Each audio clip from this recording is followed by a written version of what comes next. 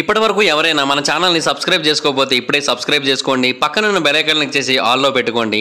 నేను పెట్టే latest videos అన్ని మిస్ అవ్వకుండా చూడొచ్చు. డేవిడ్ పెలిడర్స్ అనే ఒక ex police officer turned author ఒక విషయాన్ని నమ్ముతూ ఉంటాడు. అదేంటి అంటే నార్త్ అమెరికన్ నేషనల్ పార్క్స్లో ఎవరైతే మనుషులు కనిపించకుండా మాయమైపోతున్నారో వాళ్ళందరూ మాయమైపోవడం వెనక, వాళ్ళందరూ కూడా మిస్టీరియస్గా చనిపోవడం వెనక ఖచ్చితంగా ఏదో ఒక ఊహించని మిస్టరీ అయితే దాగి ఉంది. ఆ ఊహించని మిస్టరీ మనుషులకి సంబంధించింది అయితే కాకపోవచ్చు అని అయితే అభిప్రాయపడుతున్నాడు. సో ఈరోజు ఈ వీడియోలో ఆ అడవుల్లో అసలు ఏం జరుగుతుందనేది కొంచెం డీటెయిల్గా తెలుసుకుందాం. సో ఇంకెందుకు late, let's get into the video. North అమెరికాలోని నేషనల్ పార్క్స్ అనేవి ఈ భూమి మీద ఉన్న మోస్ట్ హాంటింగ్ మరియు బ్యూటిఫుల్ ప్లేసెస్లో ఒకటి. ఇవి చాలా అంటే చాలా అద్భుతంగా ఉంటాయి. అట్ ద సేమ్ టైం చాలా భయాన్ని కూడా కలిగిస్తూ ఉంటాయి. యుఎస్లో ఉన్న యోసమైట్ మరియు ఎల్లోస్టోన్ నేషనల్ పార్క్స్ కావచ్చు, కెనడాలోని యోహో మరియు జాస్పర్ నేషనల్ పార్క్స్ కావచ్చు, ఇవన్నీ కూడా చాలా అంటే చాలా స్టన్నింగ్ మరియు యూనిక్ విజువల్స్ని మనకు అందజేస్తూ ఉంటాయి. వాటిలో ఎన్నో అద్భుతమైన మౌంటైన్ రేంజెస్ ఉంటాయి, సెరెన్ లేక్స్ ఉంటాయి, ఎండ్లెస్ గ్రాస్ ల్యాండ్స్ ఉంటాయి. అవన్నీ కూడా మనల్ని అసలు చూపు తిప్పుకోనివ్వకుండా చేస్తూ ఉంటాయి. అందుకని ప్రతి ఏడాది కూడా కొన్ని మిలియన్స్ ఆఫ్ టూరిస్టులు ఈ ప్రాంతానికి వస్తూ ఉంటారు, ఈ పార్క్లని విజిట్ చేస్తూ ఉంటారు. అండ్ అక్కడి ల్యాండ్స్కేప్స్ని, అక్కడ ఉన్న నేచర్ని విజిట్ చేసే వాళ్ళ సంఖ్య ప్రతి ఏడాది అంతకంతకు పెరుగుతూ ఉంది కూడా. అయితే కేవలం వీటి కోసం మాత్రమే కాకుండా హైకింగ్ చేయడానికి, అలాగే హంటింగ్ చేయడానికి కూడా ఈ ప్రాంతానికి చాలామంది వస్తూ ఉంటారు. అయితే ఆ టైంలో చాలామంది ఈ ప్రాంతంలో తప్పిపోతూ ఉంటారు. అయితే అలా తప్పిపోయిన వాళ్ళలో చాలామందిని కొన్నిసార్లు 48 గంటల లోపే చాలా కష్టపడి డెడికేటెడ్ సెర్చ్ మరియు రెస్క్యూ ఎఫర్ట్స్ని ఉపయోగించి అయితే పట్టుకుంటూ ఉన్నారు. కానీ కొంతమంది మాత్రం కొన్ని మిస్టీరియస్ సిచ్యువేషన్స్ మధ్య మాయమైపోతూ ఉన్నారు. అండ్ వాళ్ళు మళ్ళీ అసలు ఏమాత్రం కనిపించట్లేదు కూడా. ఒక్కసారి చూస్తే మర్చిపోలేని అద్భుతమైన ప్లేసులు అయినప్పటికీ కూడా వాటి లోపల ఏదో ఒక డార్క్ ఫ్యాక్ట్ ఒకటి దాగి ఉందనేది అయితే చాలామంది యొక్క నమ్మకం. అండ్ ఆ డార్క్ ట్రూత్, ఆ సినిస్టర్ ట్రూత్ ఏంటనేది తెలుసుకుంటే తప్ప అక్కడ తప్పిపోయిన వాళ్ళ యొక్క మరణాల కారణం ఏంటనేది మనకు అర్థం కాదనేది చాలామంది యొక్క మాట. చాలామంది యుఎస్లో దీన్ని the nation silent mass disaster అని పిలుస్తూ ఉంటారు. ఎందుకంటే గత కొన్ని శతాబ్దాలుగా కొన్ని వేల మంది ఆ నేషనల్ పార్క్స్లో కనిపించకుండా మాయమైపోయారు. వాళ్ళలో ఎంతోమంది చనిపోయారు కూడా. అయితే మన దగ్గర ఎగ్జాక్ట్ నెంబర్ అయితే లేదు, ఎందుకంటే యుఎస్ నేషనల్ పార్క్ సర్వీస్ వాళ్ళు ఒకప్పటి కాలం నుంచి ఆ డేటాని మెయింటైన్ చేయట్లేదు. కేవలం రీసెంట్ కాలం నుంచి మాత్రమే మిస్సింగ్ పర్సన్స్ యొక్క డేటాబేస్ని అయితే మెయింటైన్ చేస్తూ ఉన్నారు. అయితే ఆ టైంలో డేవిడ్ పాలిట్స్ అనే ఒక వ్యక్తి ఉన్నాడు. ఇతను ఒక ఫార్మర్ పోలీస్ ఆఫీసర్. తర్వాత అతను ఆథర్గా మారాడు. ఇతను ఆ ప్రాంతంలో మాయమైపోతున్న వ్యక్తులందరి గురించి పరిశోధనలు చేయడం మొదలుపెట్టాడు. అండ్ ఆయన ఏమంటున్నాడంటే ఒక అంచనా ప్రకారం ఈ ప్రాంతంలో 1000కి పైగా మనుషులు మాయమైపోయారు అండ్ వాళ్ళందరూ మళ్ళీ తిరిగి కనబడలేదని చెప్పాడు. ఇదంతా కూడా ఆయన తను రాసిన ఒక బుక్ సిరీస్ అయిన ద మిస్సింగ్ 411 అనే ఒక పుస్తకాల సిరీస్లో తెలియజేశాడు. అండ్ అతని యొక్క ఇన్వెస్టిగేషన్స్ అన్నీ కూడా చాలా అంటే చాలా అద్భుతంగా ఉంటాయి. అండ్ అంతేకాకుండా ప్రతి ఒక్క విషయాన్ని కూడా మనకి క్లియర్గా తెలియజేస్తూ ఉంటాడు. ఆయన కూడా ఏమంటున్నాడంటే నేను ఇంత కష్టపడి తెలుసుకున్నా కూడా నాకు ఈ కేసెస్ మాత్రమే కనబడ్డాయి, ఇంకా నాకు కూడా తెలియని ఇంకెన్నో కేసులు ఉండి ఉండొచ్చనైతే ఆయన తెలియజేస్తున్నాడు. అయితే ఈ ప్రాజెక్ట్ గురించి ఆయన ఎన్నో ఏళ్లు కష్టపడి ఈ ఇన్ఫర్మేషన్ మొత్తాన్ని కూడా గ్యాదర్ చేశాడు.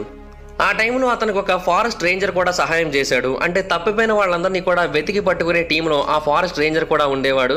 సో అతను ఇతనికి సహాయం చేశాడు. అతను ఏమని చెప్పాడంటే ఇంకా చాలా పెద్ద మొత్తంలో మనుషులు తప్పిపోతున్నారు, దీనికి అందరికీ కూడా ఏవో కొన్ని నార్మల్ రీజన్స్ చెబుతూ ఉంటారు చాలామంది, కానీ మనకందరికీ కూడా తెలియని ఏదో ఒక పెద్ద రహస్యమే ఈ అడవుల్లో దాగి ఉందని అయితే ఆయన తెలియజేశాడు.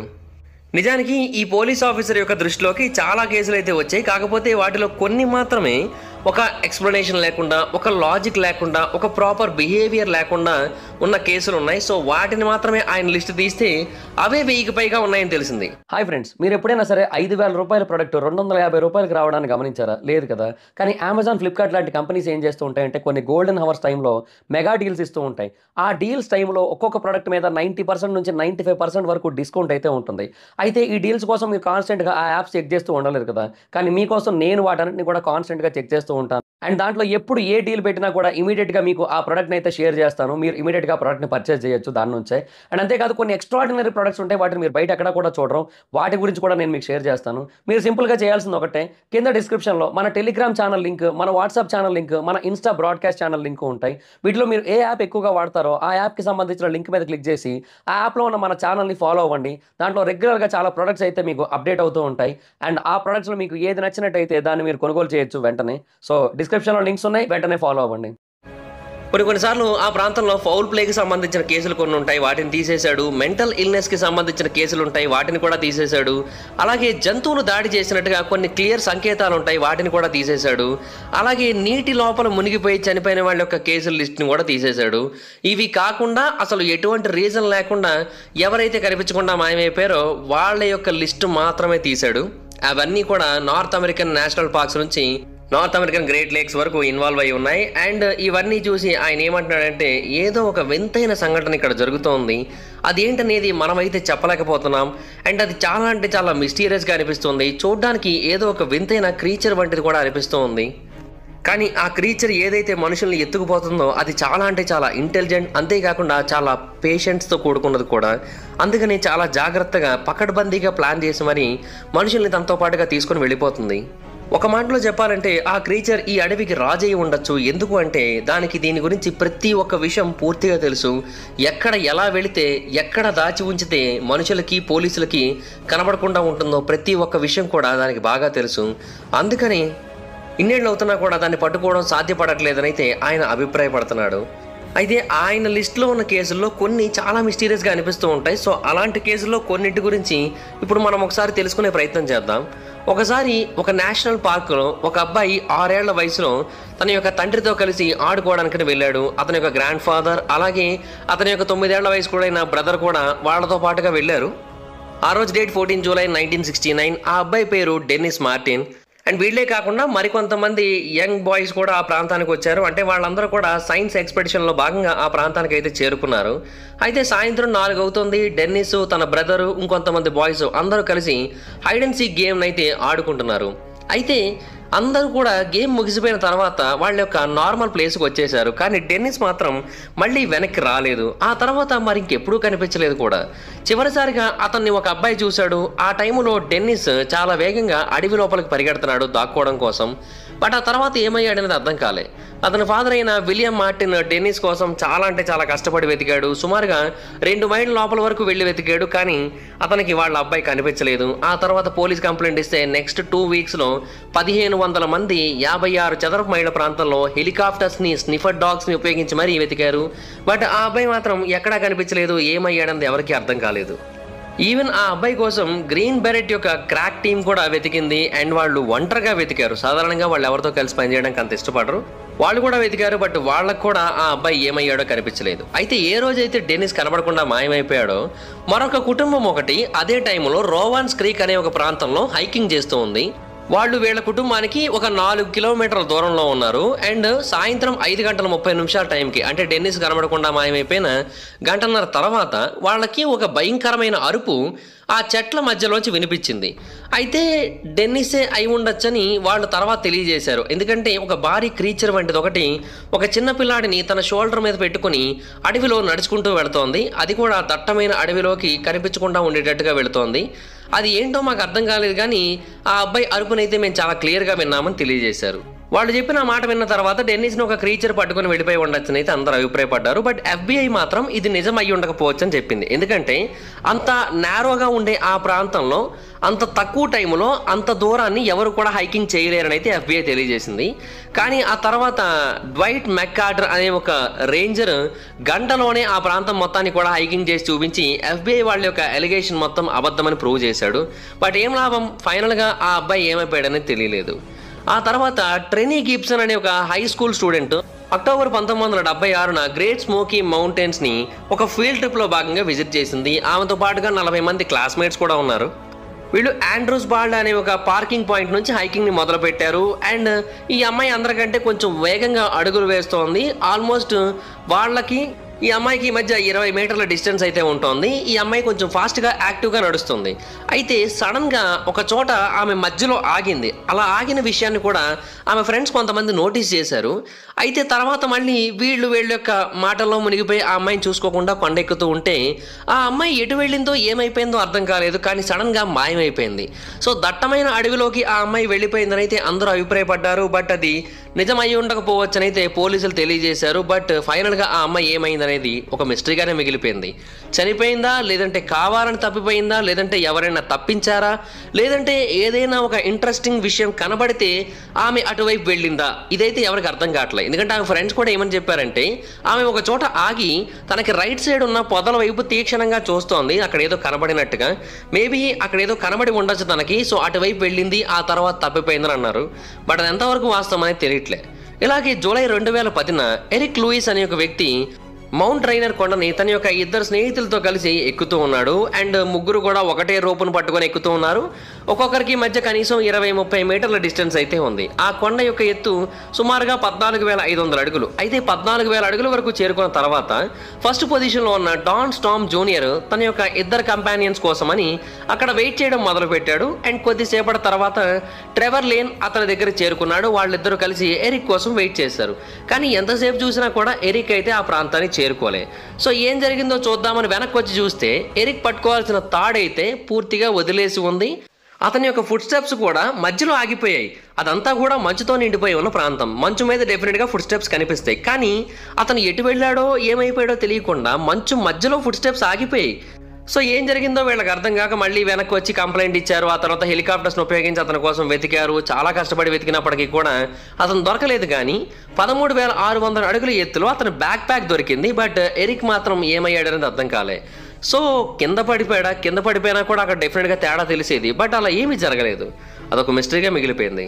ఆ తర్వాత స్టెఫాన్ స్టీవర్ట్ అనే ఒక 70 ఏళ్ల వైల్డ్ ఫైర్ స్పాటర్ కెనడాలోని ఆల్బర్టాలో ఉన్న జాస్పర్ నేషనల్ పార్క్లో పనిచేస్తోంది. ఆమె యొక్క పని ఏంటి అంటే డే టైంలో ఆ ప్రాంతంలో ఎక్కడ కూడా వైల్డ్ ఫైర్స్ ఏర్పాటు అవ్వకుండా చూసుకోవాల్సి ఉంటుంది. ఒకవేళ ఏమైనా వైల్డ్ ఫైర్స్ క్రియేట్ అయినట్టయితే వాటి గురించి ఇమీడియట్గా ఇంటిమేషన్ ఇచ్చి ఆ వైల్డ్ ఫైర్స్ని ఆపేయడానికి కావాల్సిన జాగ్రత్తలన్నీ కూడా తెలియజేయాల్సి ఉంటుంది. ఇది ఆమె యొక్క డ్యూటీ. అయితే ఆ రోజు డేట్ 26 ఆగస్టు 2006. ఎప్పట్లాగే ఈమె నివసిస్తున్న ఇంటి నుంచి 25 మైళ్ళ దూరంలో ఉన్న ఆత్బాస్కా లుకౌట్ టవర్ దగ్గరికి వచ్చి ఈమె తన యొక్క ఉద్యోగాన్ని అయితే చేయడం మొదలుపెట్టింది.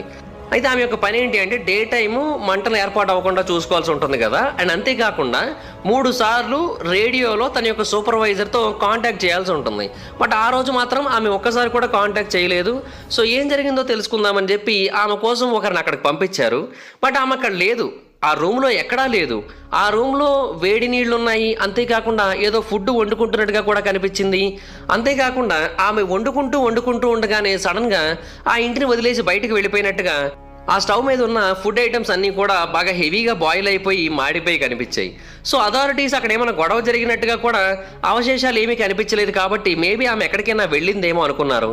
కానీ ఆమె మళ్ళీ తిరిగి అయితే రాలేదు.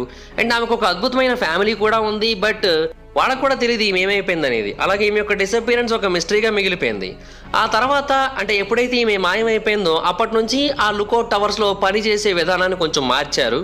అలాగే చార్లెస్ మెక్కాలర్ అనే ఒక 19 ఏళ్ల అమెచ్యూర్ ఫోటోగ్రాఫర్ ఉన్నాడు. ఇతను వర్జీనియాకి చెందిన వ్యక్తి. అయితే ఇతను తన ఫ్రెండ్ దగ్గరికి డిసెంబర్ 1974 వచ్చి ఒక 2 రోజుల పాటు నీ దగ్గరే ఉంటానని చెప్పి అక్కడికి దగ్గరలోని ఒక ఫారెస్ట్ ఏరియాకి వెళ్ళి హిచ్ హైకింగ్ చేస్తూ ఫోటోగ్రఫీ చేయడం మొదలుపెట్టాడు. అండ్ క్రేటర్ లేక్ ఫోటోలు తీసుకొస్తారని వెళ్ళిన వ్యక్తి మళ్ళీ తిరిగి అయితే రాలేదు. ఏమైపోయాడో అర్థం కాక అతని ఫ్రెండ్ పోలీస్ కంప్లైంట్ ఇస్తే ఇతని కోసం చాలా ఎక్కువగా వెతకడానికి ట్రై చేశారు. బట్ ఎక్కడా కూడా అతనికి సంబంధించిన ఇన్ఫర్మేషన్ దొరకలేదు. బట్ ఇంకొక సంవత్సరం గడిచిన తర్వాత కొంతమంది హైకర్స్ బృందానికి ఆ లేక్కి 12 మైళ్ళ దూరంలో ఒక బ్యాక్ ప్యాక్ దొరికింది. ఆ బ్యాక్ ప్యాక్ ఇంకెవరిదో కాదు, సంవత్సరం క్రితం మిస్ అయిపోయిన ఈ ఫోటోగ్రాఫర్దే. ఆ బ్యాక్ ప్యాక్ దగ్గరలోనే కొంచెం దూరంలో మెక్కలర్ యొక్క బాడీ కూడా దొరికింది. కాకపోతే పూర్తిగా దొరకలేదు. కేవలం కొంత బాడీ మాత్రమే దొరికింది. అంటే అతని జీన్స్, అంతేకాకుండా అతని యొక్క కొన్ని బోన్స్ మాత్రమే దొరికాయి. ఏదో జీవి అతని మీద పడి అతన్ని దారుణంగా హింసించి చంపేసి అతన్ని తినేసినట్టుగా ఆ బోన్స్ అయితే కనిపించాయని చాలామంది తెలియజేశారు. అండ్ కొంచెం దూరంలో అతని సాక్సులు కనబడ్డాయి. దాంట్లో ఫుట్ బోన్స్ కూడా కనబడ్డాయి. ఇంకో 12 అడుగుల దూరంలో అతని స్కల్ కనబడింది. షర్టు, కోటు, బూట్స్ ఇవి కూడా కనబడ్డాయి. బట్ అతని పూర్తి బాడీ అయితే మాత్రం ఇప్పటి వరకు దొరకలేదు. అది ఏమయ్యింది అతని విషయంలో అనేది మాత్రం ఇప్పటికీ అర్థం కావట్లే. ఇంకొక మిస్టరీ ఏంటంటే ఎక్కడైతే ఇప్పుడు వేరే హైకర్స్కి అతని బ్యాగ్, ఆ తర్వాత రీసెర్చర్లకి, పోలీసులకి అతని యొక్క బోన్స్ దొరికాయో ఆ ప్రాంతాన్ని అంతకుముందు ఎన్నోసార్లు వెతికారు అతను తప్పిపోయినప్పుడు. కానీ అక్కడ ఎవరికి కూడా ఇవి కనబడలేదు. సో ఇప్పుడు ఎలా వచ్చి చేరాయి అనేది అర్థం కావట్లేదు. ఇంకొకటి ఏంటంటే అతను తప్పిపోయిన రోజు ఆ ప్రాంతంలో సుమారుగా 7.5 అడుగుల స్నో ఉంది. దాన్ని స్నో మొబైల్ ఉపయోగించి ట్రావెల్ చేయాలనుకున్నా కూడా ఆల్మోస్ట్ ఇంపాసిబుల్. బట్ మరి ఎలా ట్రావెల్ చేయగలిగాడు అతను, ఇదే అర్థం కాకుండా ఉంది. సేమ్ ఇలాగే 2004వ సంవత్సరంలో కెనడాలోని యుకాన్ టెరిటరీలో కూడా జరిగింది. 49 ఏళ్ల బాట్ స్కీలర్ అంటే చాలా అద్భుతమైన అవుట్డోర్ పర్సన్, చాలా smart person, strong, unbelievably fit. అంతేకాకుండా రెగ్యులర్గా హైకింగ్ మరియు హంటింగ్ చేస్తూ ఉంటాడు నార్త్ అమెరికా ప్రాంతాల్లో. చిన్నప్పటి నుంచి అతనికి అలవాటు. ఈ విషయాన్ని అతనికి తెలిసిన వాళ్ళందరూ కూడా చెబుతూ ఉన్నారు. అయితే అతనికి ఎక్స్పీరియన్స్ విషయంలో ఎటువంటి అనుమానం లేదు. అయితే సెప్టెంబర్ 2004వ సంవత్సరంలో అతను సుమారుగా 175 మైళ్ళ వరకు హెలికాప్టర్లో ఎగురుకుంటూ వచ్చి ఒక మూస్ని ఒంటరిగా వేటాడాలి అన్న ఉద్దేశంతో 3 వారాలకి సరిపడా ఫుడ్ ఐటమ్స్ని, అంతేకాకుండా వేరు రకాల సప్లైస్ని, క్యాంపింగ్ ఎక్విప్మెంట్ని, హంటింగ్ గేర్ని, వీటన్నిటిని కూడా తీసుకొని వచ్చి ఆ అడవి మధ్యలో దిగాడు.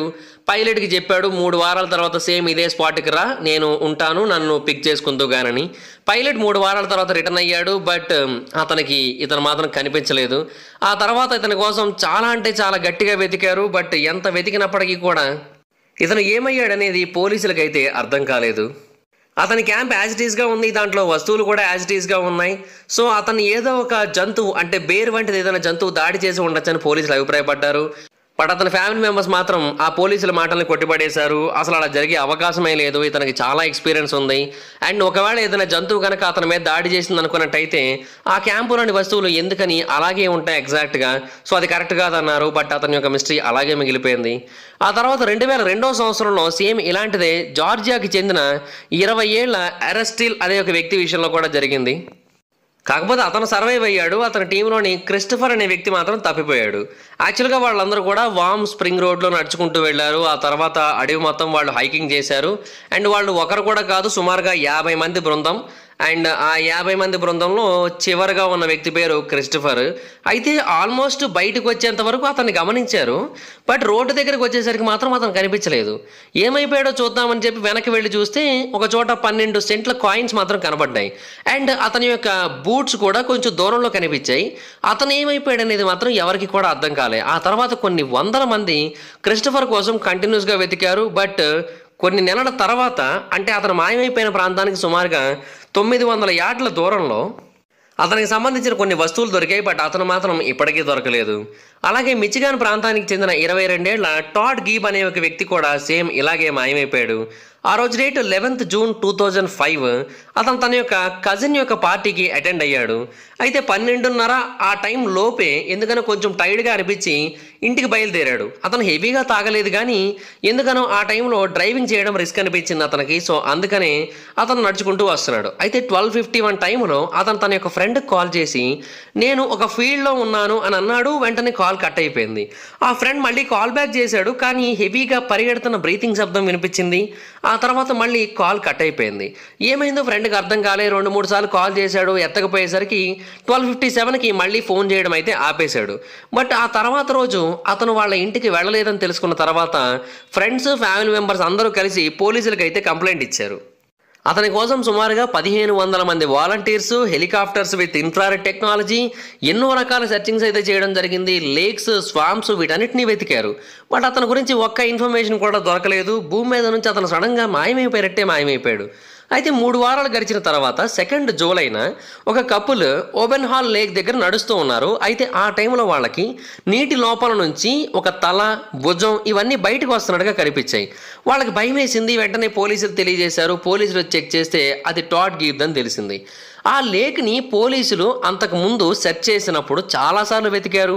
ఆ లేక్ లోపలికి వెళ్ళి మరీ గజ ఈతగాళ్ళతో వెతికించారు. బట్ అయినప్పటికీ కూడా అతని బాడీ అప్పుడు కనిపించలేదు. ఇప్పుడు మాత్రం ఎందుకు కనిపించింది అనేది అర్థం కావట్లేదు.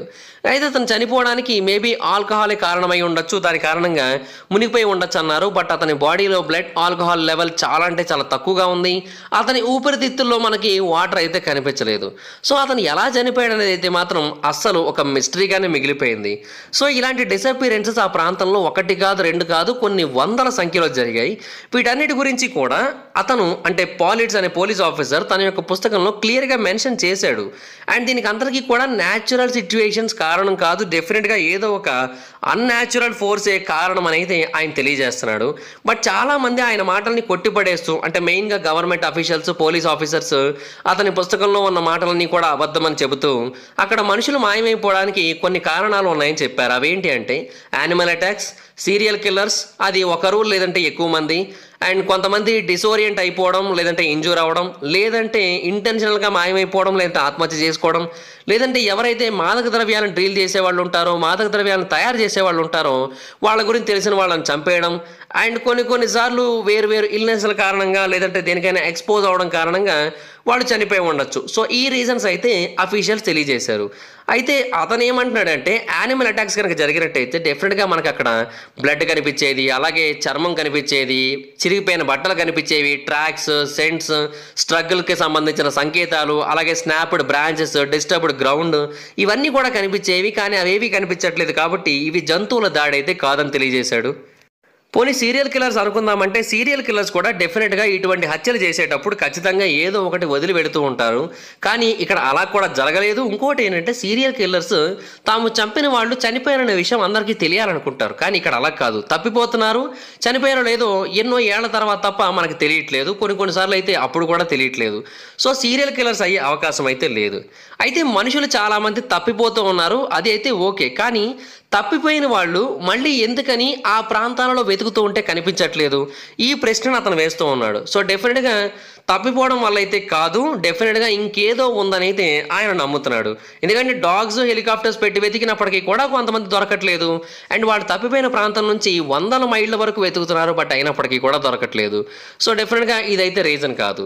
ఇంకొకటి ఏంటంటే ఆత్మహత్యలు, అలాగే కావాలని తప్పిపోవడం, ఈ ఫ్యాక్టర్స్ని కనుక ఆలోచించినట్టయితే చాలా మందికి ఫ్యామిలీ మెంబర్స్ ఉన్నారు, అండ్ అంతేకాకుండా ఫ్రెండ్స్, కొలీగ్స్ కూడా ఉన్నారు. వాళ్ళందరూ చెప్పిన దాని ప్రకారం వీళ్ళంతా కూడా చాలా అంటే చాలా మంచి వాళ్ళు, అంతేకాకుండా ఫ్యామిలీని చాలా ఇష్టపడుతూ ఉంటారు. అలాంటి వాళ్ళు ఆత్మహత్య చేసుకోరు, కావాలని వెళ్ళిపోవడానికి కూడా ఇష్టపడరు.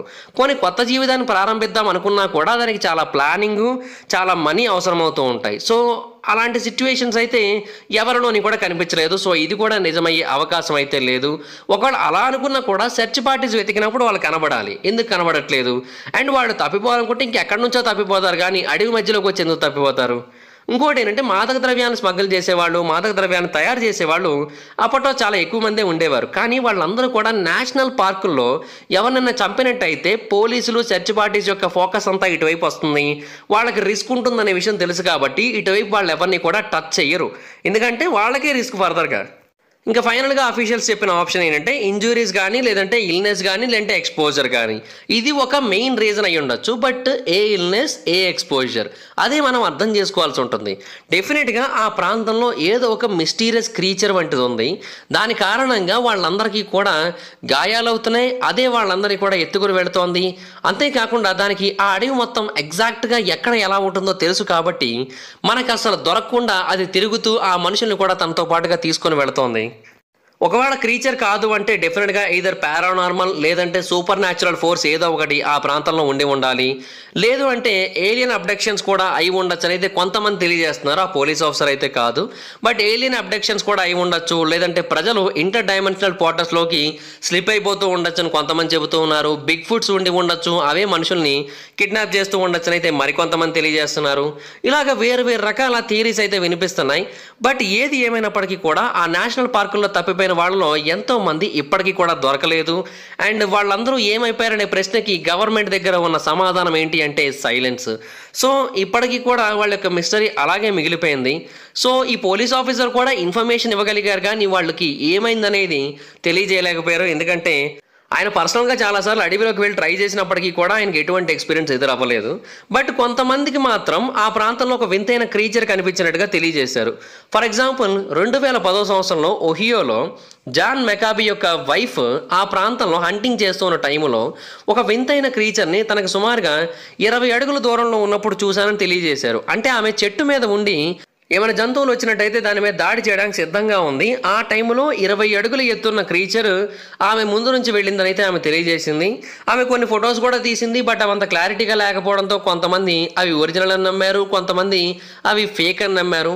ఏది నిజం అనేది ఎగ్జాక్ట్గా ఎవరికి కూడా పూర్తిగా తెలియకపోయినప్పటికీ కూడా ఆ ప్రాంతంలో క్రీచర్స్ తిరుగుతున్నాయి అనేది అయితే మాత్రం వాస్తవం అని చాలామంది అయితే అభిప్రాయపడుతూ ఉన్నారు. సో ఇప్పటికీ కూడా ఆ డిసప్పియరెన్సెస్ వెనక ఉన్న రీజన్ ఏంటనేది ఎవరికి తెలియట్లేదు. సో అందుకనే ఆ అడవులలో ఏం జరుగుతుందనేది ఇప్పటికీ కూడా ఒక అన్సాల్వ్డ్ మిస్టరీగానే మిగిలిపోయింది. అయితే ఇంతమంది తప్పిపోయినంత మాత్రాన ఆ ప్రాంతానికి ఎవరు వెళ్ళట్లేదా అంటే లేదు, కొన్ని లక్షల మంది వెళ్తున్నారు ప్రతి ఏడాది. వాళ్ళందరూ ఏం తప్పిపోవట్లేదు, కేవలం కొంతమంది మాత్రమే తప్పిపోతున్నారు. సో వాళ్ళకి మాత్రమే ఎందుకు అలా జరుగుతుందనే ప్రశ్నకు కూడా మనం జవాబు తెలుసుకోవాల్సి ఉంటుందని అయితే చాలామంది అభిప్రాయపడుతున్నారు. సో చాలా అంటే చాలా అద్భుతమైన ప్లేసెస్. మీరు ఎప్పుడైనా అమెరికాకి వెళ్ళినట్టయితే వాటిని డెఫినెట్గా విజిట్ చేయండి. కెనడాకి వెళ్ళినా కూడా విజిట్ చేయండి, చాలా మంచి ప్లేసెస్. బట్ ఏంటంటే మిస్టరీ అయితే చాలా పెద్దగానే ఉంది. సో దట్స్ ఇట్ గైస్, ఇది ఈ వీడియో కనుక మీకు నచ్చినట్టయితే డెఫినెట్గా లైక్ చేయండి, మీ ఫ్రెండ్స్కి ఫ్యామిలీ మెంబర్స్కి షేర్ చేయండి. ఇప్పటివరకు ఎవరైనా మన ఛానల్ని సబ్స్క్రైబ్ చేసుకోకపోతే ఇప్పుడే సబ్స్క్రైబ్ చేసుకోండి, పక్కనే ఉన్న బెల్ ఐకాన్ క్లిక్ చేసి ఆల్లో పెట్టుకోండి. అలాగే బిగ్ బాస్ రివ్యూస్ని మిస్ అవ్వకూడదు అంటే మహిదర్ రివ్యూస్ ఛానల్ని సబ్స్క్రైబ్ చేసుకోండి. డిస్క్రిప్షన్లో మహిదర్ రివ్యూస్ ఛానల్ లింక్ ఉంది, అండ్ దాని మీద క్లిక్ చేసి సబ్స్క్రైబ్ చేసుకొని బెల్ ఐకాన్ క్లిక్ చేసి ఆల్లో పెట్టుకోండి. ఒకవేళ ఎవరైనా మన ఛానల్కి సపోర్ట్ చేయాలనుకుంటే కింద లైక్ షేర్ బటన్ పక్కన థ్యాంక్స్ బటన్ ఉంటుంది, దాని మీద క్లిక్ చేసి మీకు తోచినంత అమౌంట్తో మన ఛానల్ సపోర్ట్ చేయొచ్చు. లేదా సబ్స్క్రైబ్ బటన్ పక్కన జాయిన్ బటన్ ఉంటుంది, దాని మీద క్లిక్ చేసి కూడా మీకు తోచినంత అమౌంట్తో మన ఛానల్కి సపోర్ట్ చేయొచ్చు మెంబర్షిప్ తీసుకొని. ఒకవేళ మీరు ఎవరైనా నన్ను డైరెక్ట్గా ఫాలో అవ్వాలనుకుంటే నా ఇన్స్టాగ్రామ్ ఐడి యొక్క లింక్ కింద డిస్క్రిప్షన్లో ఉంటుంది, దాని మీద క్లిక్ చేసి మీరు నన్ను ఫాలో అవ్వచ్చు. ఏదైనా ఒక టాపిక్ గురించి నన్ను వీడియో చేయమని అడగాలనుకుంటున్నట్టయితే నా ఇన్స్టాగ్రామ్ ఐడి యొక్క లింక్ కింద డిస్క్రిప్షన్లో ఉంటుంది. ఇన్స్టాగ్రామ్లో ఫాలో అయ్యి నాకు మెసేజ్ చేయండి, దాని గురించి వీడియో చేయడానికి ట్రై చేస్తాను. Thank you guys, bye bye. Hi friends, మీరు ఎప్పుడైనా సరే 5,000 రూపాయల ప్రోడక్ట్ 250 రూపాయలకి రావడానికి గమనించారా? లేదు కదా. కానీ అమెజాన్, ఫ్లిప్కార్ట్ లాంటి కంపెనీస్ ఏం చేస్తూ ఉంటాయంటే కొన్ని గోల్డెన్ హవర్స్ టైంలో మెగా డీల్స్ ఇస్తూ ఉంటాయి. ఆ డీల్స్ టైంలో ఒక్కొక్క ప్రోడక్ట్ మీద 90% నుంచి 95% వరకు డిస్కౌంట్ అయితే ఉంటుంది. అయితే ఈ డీల్స్ కోసం మీరు కాన్స్టెంట్గా ఆ యాప్స్ చెక్ చేస్తూ ఉండలేదు కదా. కానీ మీకోసం నేను వాటన్నిటిని కూడా కాన్స్టెంట్గా చెక్ చేస్తూ ఉంటాను. అండ్ దాంట్లో ఎప్పుడు ఏ డీల్ పెట్టినా కూడా ఇమీడియట్గా మీకు ఆ ప్రోడక్ట్ని అయితే షేర్ చేస్తాను. మీరు ఇమీడియట్గా ఆ ప్రోడక్ట్ని పర్చేస్ చేయొచ్చు దాని నుంచే. అండ్ అంతేకాదు కొన్ని ఎక్స్ట్రాడినరీ ప్రొడక్ట్స్ ఉంటాయి, వాటిని మీరు బయట ఎక్కడ కూడా చూడరు. వాటి గురించి కూడా నేను మీకు షేర్ చేస్తాను. మీరు సింపుల్గా చేయాల్సింది ఒకటే, కింద డిస్క్రిప్షన్లో మన టెలిగ్రామ్ ఛానల్ లింక్, మన వాట్సాప్ ఛానల్ లింక్, మన ఇన్స్టా బ్రాడ్కాస్ట్ ఛానల్ లింక్ ఉంటాయి. వీటిలో మీరు ఏ యాప్ ఎక్కువగా వాడతారో ఆ యాప్కి సంబంధించిన లింక్ మీద క్లిక్ చేసి ఆ యాప్లో ఉన్న మన ఛానల్ని ఫాలో అవ్వండి. దాంట్లో రెగ్యులర్గా చాలా ప్రొడక్ట్స్ అయితే మీకు అప్డేట్ అవుతూ ఉంటాయి. అండ్ ఆ ప్రొడక్ట్స్లో మీకు ఏది నచ్చినట్టయితే దాన్ని మీరు కొనుగోలు చేయొచ్చు వెంటనే. సో డిస్క్రిప్షన్లో లింక్స్ ఉన్నాయి, వెంటనే ఫాలో అవ్వండి.